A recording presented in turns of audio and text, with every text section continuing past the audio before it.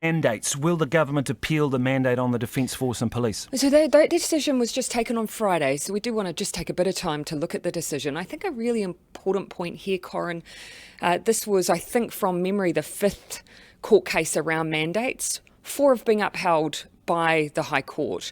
On this one, the judge has made the call that they are no longer justified in order to ensure business continuity. Hasn't made a judgment out whether or not they were justified at the time that they were implemented.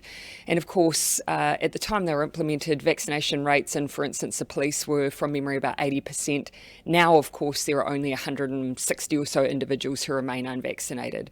So very much making that call about now, given those vaccine rates are so high. That I know it's different for Defence Force as it is for hospitals and those sort of things, but is it a sign that the case for mandates is waning and it is time to remove them? No, you'll see that the judge is very explicit that it's not a judgment on mandates per se or the efficacy and importance of vaccines, but the judgment here, the order that applied to the police and defence, you remember it was one of the last ones that was put in, and it was because defence and police asked that it be applied to them because they had concerns around their business continuity, their ability to redeploy unvaccinated staff. You're right, Defence is a really good example.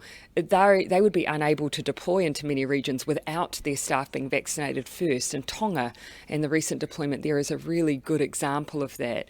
So theirs was a specific order. Health have a different rationale for theirs. But look, we've received now the judgment. We'll be working our way through it, but I do reflect on the comments we made only a week ago.